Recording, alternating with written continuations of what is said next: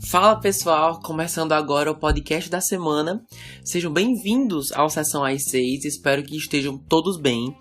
Para quem ainda não me conhece, me chamo Lucas Ribeiro e estou muito feliz em finalmente estar gravando esse episódio e compartilhando minhas impressões sobre a tão esperada nova temporada de Com Amor, Victor.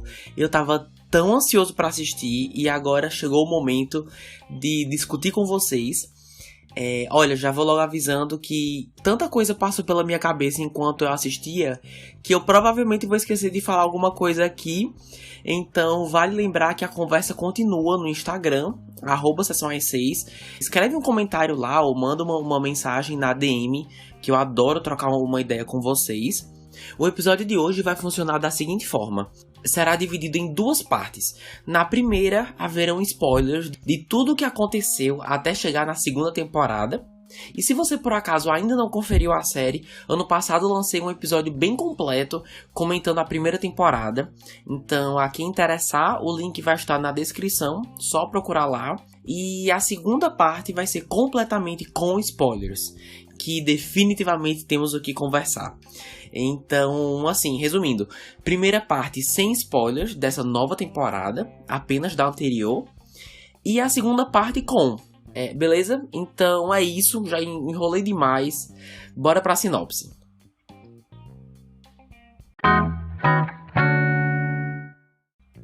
Depois que Victor se assume para os pais, um novo capítulo começa em sua vida, e na medida que sua relação com Benji deve agora se reafirmar no dia a dia, novos desafios devem ser enfrentados.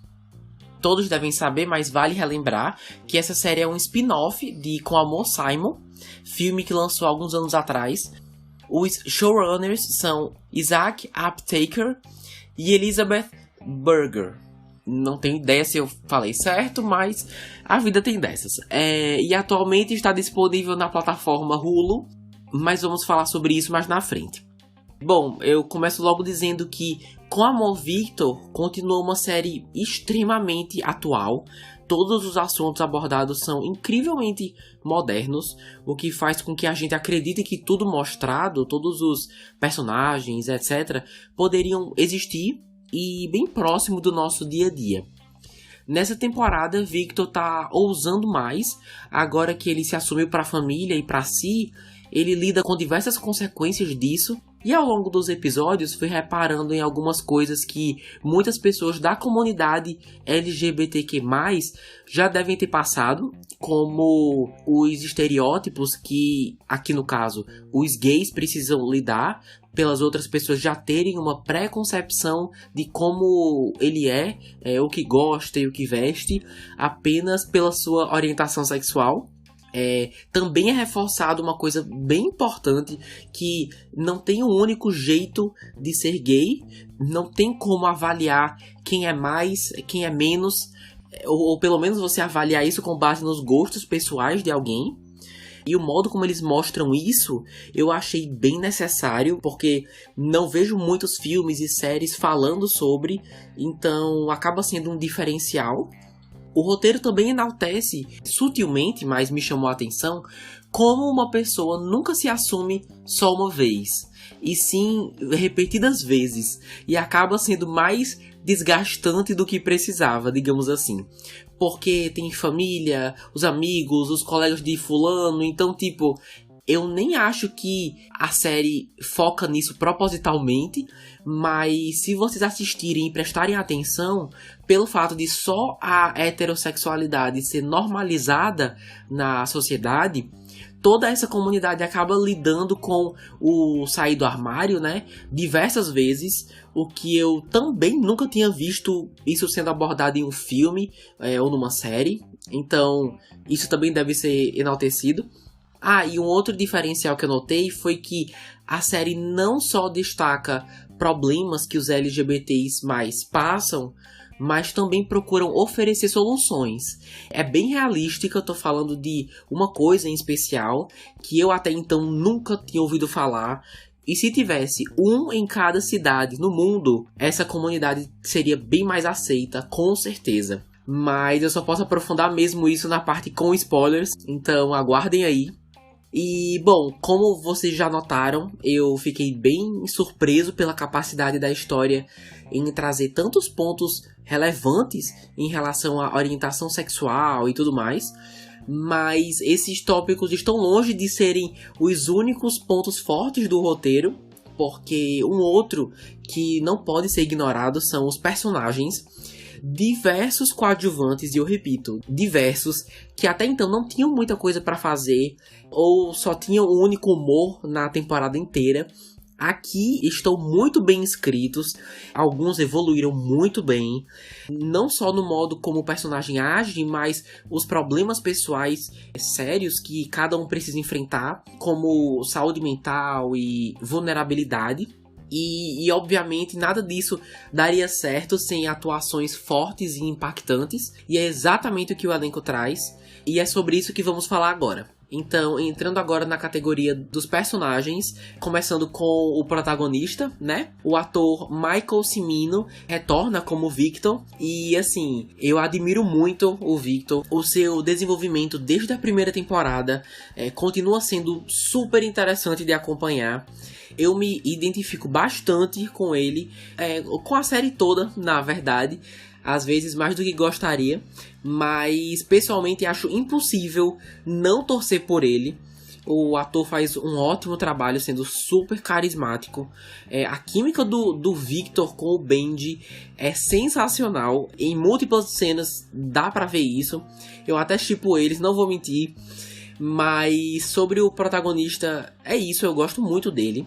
E assim, como não dá pra falar de todos os personagens, vou comentar alguns dos secundários que merecem destaque.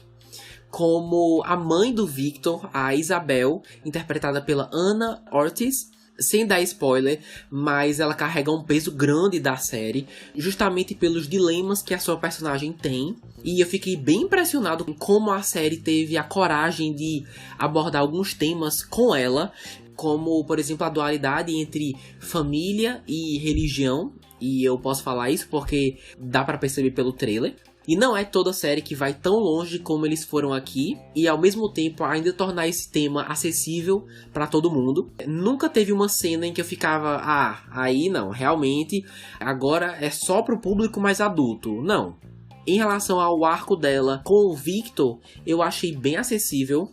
Inclusive, eu acho que se famílias forem assistir juntas, eu acho que realmente dá pauta pra muita discussão boa. E sobre a atuação, enquanto assistia, me lembrei muito de uma frase que eu escutei uma vez, que é: grande parte da atuação é reação. E isso se aplica a Ana perfeitamente. Ela reage a bastante coisa e faz isso muito bem.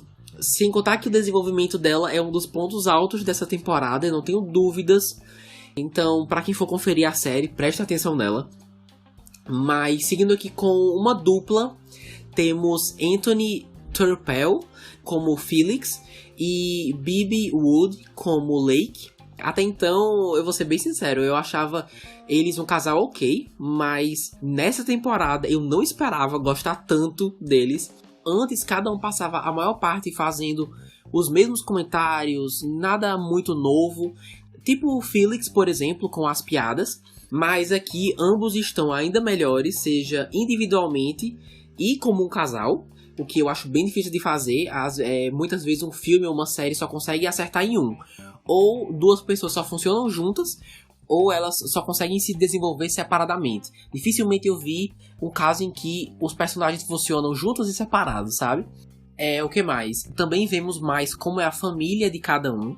Mas ao invés da série se perder, ou seja, perder o foco fazendo isso, ela não só sabe muito bem o que está fazendo, como ela traz visibilidade para umas questões bem interessantes, principalmente em relação à mãe do Felix, que foi abordada brevemente na temporada anterior. E eu acredito que tudo isso foi feito muito, muito bem, graças a esses dois atores que ajudaram a vender essa situação, trazendo um lado mais sério, que eu pelo menos não tinha visto muito deles na temporada passada. Passei a gostar bem mais de cada um. Bom, mas apesar de tudo isso que eu falei ser verdade, não é uma temporada perfeita, infelizmente. Pra mim chega bem perto. porque apesar dos esforços, acaba tendo um clichê ou outro. Também podemos falar mais disso na parte com spoilers, principalmente no quesito romance, porque definitivamente é mais romântica do que na temporada anterior. E por falar nisso, eu notei enquanto assistia como a série tá mais ousada em alguns aspectos. Não só nos palavrões, mas tá um pouco mais sexual. E eu acho que deve ser porque enquanto a primeira temporada foi escrita e produzida já sabendo que iria pro Disney Plus, que é um público mais family friendly, e a gente conversou sobre isso no ano passado, mas eu reforço aqui que faltando pouco tempo para a série ser lançada, ela foi movida pro Hulu.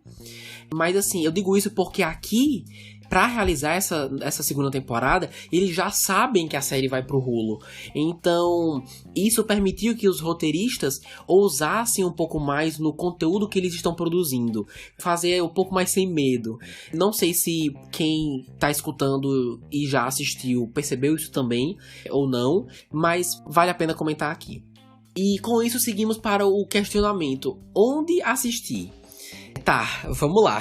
É o seguinte, nos Estados Unidos, a Disney é dona de um serviço de streaming chamado Hulu, como eu falei antes, que não tem aqui no Brasil, certo?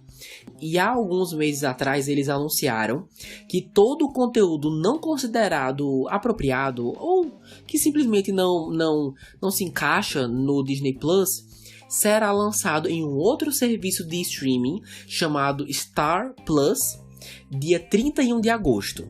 Olha, eu pessoalmente acho desnecessário mais um serviço de streaming, além do mais de uma empresa que já tem um.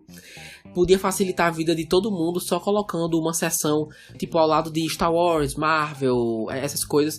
Ao lado, colocar Star Plus dentro do próprio Disney Plus. Como, se eu não me engano, alguns países vão até aderir isso. Mas aí eles não iam ganhar tanto dinheiro, não é mesmo? As coisas simplesmente são como são. Então, quando essa plataforma chegar, a série estará disponível, assim como vários outros filmes e séries um pouco mais adultos, como, por exemplo, Deadpool. Mas certo, voltando aqui pro assunto, no geral, os criadores de Com Amor, Victor deveriam ter muito orgulho do que produziram, do conteúdo que eles estão colocando pro mundo. Com certeza deve ser um apoio, uma inspiração para muitos jovens que ainda não se sentem confortáveis para se assumir ou para conversar sobre isso com alguém. E lançar essa temporada no mês do orgulho LGBTQ+, foi a cereja do bolo. Se foi inspirador pra mim, eu imagino pros outros membros dessa comunidade, principalmente, como eu disse, pros mais jovens, que eu acredito ser o público-alvo. E assim como na temporada passada, essa também tem 10 episódios, certo? Por volta de, 25 minutos, mais ou menos, cada um. E dito isso, vou encerrando aqui a primeira parte desse episódio e dando início à versão com spoilers. Se alguém vai parar por aqui, obrigado por ter escutado. Compartilha aí com quem você conhece que gosta da série ou que você acha que vai gostar e recomenda. Também podem nos encontrar no Instagram, @sessãoas6. E é isso. Então se liguem, atenção aí, que vamos para os spoilers.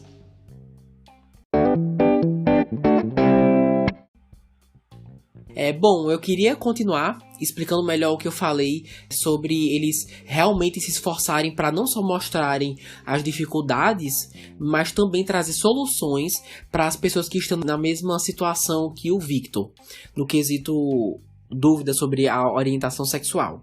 E me refiro ao PFLAG, ou PFLAG, que é a sigla do grupo de apoio para os pais, parentes e aliados aos LGBTQ+. Ter um grupo de pessoas conversando e desmistificando como é ter um membro da família gay, por exemplo, é muito, muito inteligente. Eu nunca tinha ouvido falar nesse grupo, não sei se existe com essa sigla exatamente, mas com certeza deve existir vários semelhantes ao redor do mundo. E trazer isso pra série, na minha opinião, é genial, porque você traz uma alternativa para aquele pai, para aquela mãe que tá vendo a série e não aceita o filho, por exemplo. Realmente eu espero que mais grupos assim sejam formados. Ah, e vocês viram que quem organiza é o pai do Simon? Pra quem já viu o filme, foi uma super referência, eu adorei. Adoro quando o filme e a série se completam, ainda mais de forma orgânica, como foi o caso aqui. E ele conversando com o pai do Victor sobre as expectativas que os pais têm pros filhos e como é importante os filhos terem suas próprias metas e suas próprias expectativas, foi muito bonito. Eu até adotei uma fala do pai do Simon, que eu claramente esqueci o nome, que ele falou: existem muitas maneiras em que você pode ser um homem. Essa frase eu achei maravilhosa, porque pra mim fala justamente sobre a importância de colocar as necessidades do filho ou da filha e o modo como ele ou ela quer viver a sua própria jornada, colocar isso acima do que você, pai, gostaria que acontecesse, sabe? Essa fala me chamou bastante atenção, mas agora eu queria falar sobre a mãe, Isabel.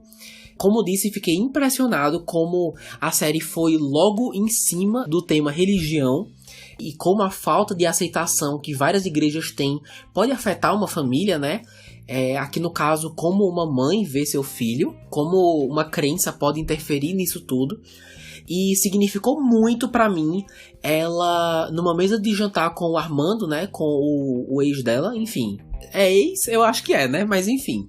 Quando ela falou: ah, eles falam que se o Victor continuar assim, ele não vai ser digno do amor de Deus. Alguma coisa assim, tá? Eu não lembro os detalhes da fala dela. Mas aí ela continua: mas ele é tão bom, uma pessoa tão bondosa, tão carinhosa, ou seja, ela não consegue entender como isso pode ser verdade, sabe? Como o comentário que ela escutou, a fala que ela escutou do padre, como isso pode ser verdade, porque ela conhece o filho. E são momentos como esses que devem ter encorajado ela, eu imagino, a confrontar aquele padre. E eu amei que a série não vilaniza a religião em si. Ou seja, podem prestar atenção, nem ela nem a família terminam odiando a igreja e nem deixam de ser religiosos por causa disso. Porque ela mesma deu a entender em um episódio que eles agora vão frequentar outra igreja, uma teoricamente mais aberta, que aceite o Victor. Ou seja, pra mim é como se a série estivesse dizendo: você não precisa escolher entre família e religião. Por que você não pode ter os dois, sabe? Isso aí foi outra escolha fantástica que a série tomou e que eu aplaudo por isso. Bom, o próximo tópico... Tá, agora eu quero falar mal. Eu já falei muito bem de muita coisa, mas tem uma coisa que eu preciso compartilhar. Eu fiquei tão investido com o Lake e Felix como um casal, mais do que eu esperava, como eu disse, que fui muito pego de surpresa quando ele escolheu a Pilar. E ela, a Lake, nossa, isso foi o pior de tudo. Ela teve um clima lá com aquela menina aleatória, a Lucy, né? Sei lá o nome dela, a ex do Andrew. Eu achei bem forçado, nada a ver. E eu digo o pior de tudo porque a série fez um péssimo trabalho estabelecendo a personagem dela, dessa ex do Andrew, a Lucy. Porque assim, a série terminou. E eu não sei vocês, mas eu não sei absolutamente nada sobre ela. Aí ela some na metade da série. Depois ela aparece no casamento do pai da Mia. Mas até aí tudo bem. Aí rola um clima no final entre ela e a Lake. Sabe? Eu fui pego de surpresa justamente pela série não se dá o trabalho de estabelecer nada disso antes. Nenhum olhar, nenhuma química. Olha, eu espero que tenha sido um delírio aí, um derrame dos roteiristas, e nada mais. Ah, e sobre Felix e Pilar, eles têm química, sim, eu vejo isso, mas ele com a Lake conversa muito mais, sabe?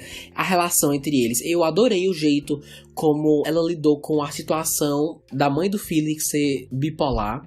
E ele não querer deixar ninguém ajudar, né? Isso tudo foi bem legal. E no final das contas, eu realmente senti que ela ajudou. E isso mostra que ela se importa, sabe? Pra mim foi uma prova de amor enorme. Aí, assim, depois de tudo isso, eles não terminarem juntos, eu achei ridículo. E só pra fechar a minha fala com chave de ouro, eu sou time Victor e Benji, porque, né, Raheem acabou de chegar. Quem é ele na fila do pão? no geral eu achei ele legal, mas assim, pra um relacionamento eu prefiro bem mais o Benji. E eu espero muito, muito que o Victor concorde comigo, né, que ele tenha ido na casa dele. Eles têm muito mais química. Então, se Deus quiser, esse casal vai continuar junto aí. E sem contar com um pequeno ranço, só um pouco, que eu senti com o Raheem, quando ele falou no último episódio pro Victor que ele sentia muito, que ele tava muito mal por ficar no meio do relacionamento dele com o Benji, que não era o que ele tinha em mente.